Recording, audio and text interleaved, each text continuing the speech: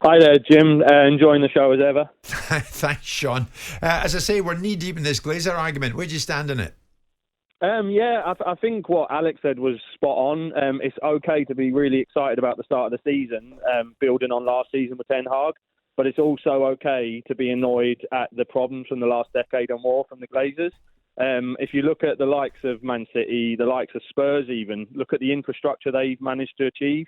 Liverpool are in the process of doing that as well, and we've been left behind. If you think of the 90s, we doubled our the stadium attendance to nearly 75,000, and that was a step in the right direction.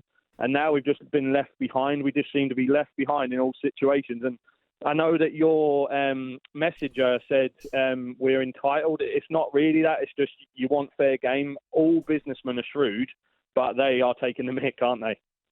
Hasn't everybody been left behind to a degree, though, Sean? Yeah. The five titles in 6 seasons from City. Yeah, no, I agree. And do you know what? If you're just looking at it from a neutral point of view, City are absolutely incredible. And to bridge the gap to them in footballing terms on the pitch, you're saying 14 points. I don't think anyone's going to get near them again this season, in all honesty. Sure. I think we can definitely get closer. Sure, watching Manchester United last season for me, from afar, I felt obviously the goalkeeper was a problem and not scoring goals. Yeah. Right. Yeah. And two fairly big issues. Massive issues. And credit to Manchester United in this window. They've gone and spent a lot of money.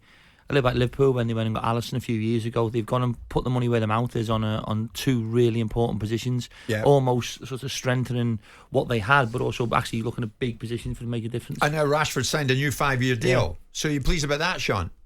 Oh, definitely. Do you know what? It's like I said, I'm actually really excited, and I genuinely, it might sound hypocritical, I think we've done good business for a change. In the past, we've just been left to the last minute. We're going to make a crazy bid that's not going to be accepted. At least we've got our business done early. We can get those lads into the team early doors.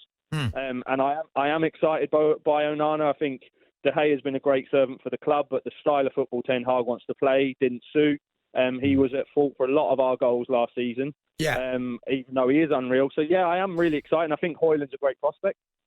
So you finish on an optimistic note. Do you start on an optimistic note, Jake? Thanks, Sean. Jake, do you start on an optimistic note?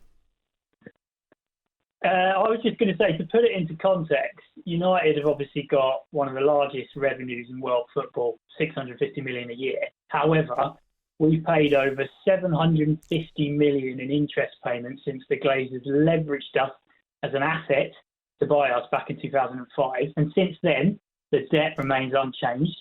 Since 2016, we have paid £166 million in dividends. That's 22 million a year to the Glazers, far more than any other club. Now, before I hear the argument that we've been spending loads in the market, yes, we have. It's meaty. But the issue is it's not strategic. And the point is that it's the club's money, not the Glazers. Now, City haven't just become top of the world overnight because of transfer spend. Yes, it helps. But look how shrewdly they've invested into the club, the training ground, the youth, even the community around the area. Now, if you put that lens on United, the big one to highlight here is around our capital expenditure. The Glazers have invested zero of their own money into the club. And do they do anything right, Jake? They don't. No, I don't think they do. Now, if you were they right to back Ten Hag to say goodbye to Ronaldo? I don't think that was the Glazers' decision. I think that was Richard Arnold and John Mercer. But putting it into context is the Glazers have invested zero of their own money into infrastructure, and only 136 million of United's revenue in the last 10 years has gone into the stadium, infrastructure, facilities. That's less than Fulham and Leicester. When you compare it to Spurs, who put over 1.4 billion of their own money into infrastructure. Yeah, but their chairman gets criticised for only looking after the stadium at Spurs. How do you mean? Most Tottenham fans that you speak to have a go at Daniel Levy for the money he puts into the infrastructure, the stadium, the training ground, and not actually spending it on the pitch. That's for a team that wins a trophy. And United won a trophy last season, Jake, and it could have been more.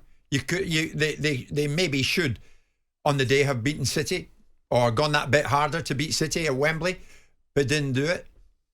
Well, and now they spent 180 million thus far in this window. I think that speaks volume of the squad depth. I mean, look, we've just about to spend, 70 million on Højlund, which is a great up-and-coming striker.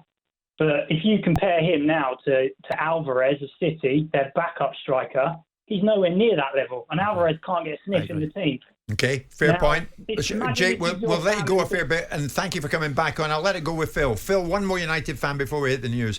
Phil, good morning. You've been waiting patiently. What do you want to say, mate? Pretty much similar to what the guys just said there. It's not just the players on the pitch that United are buying. The fans are annoyed with the Glazers, the whole situation. The ground's dilapidated. The training facilities are poor.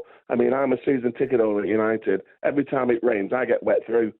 The roof leaks. The lifts don't work. There's just absolutely no investment coming from them at all. That's why the fans will keep demonstrating. Back at the beginning of all this, Phil, we asked the question, will United this season cut the gap of 14 points? Do you think they will? We may cut the gap, but we won't catch them.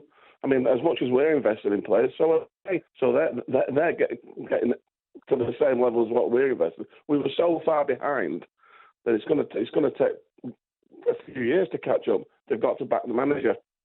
And they've got to keep backing the manager. But they also need to spend up some of their own money in the infrastructure of the club.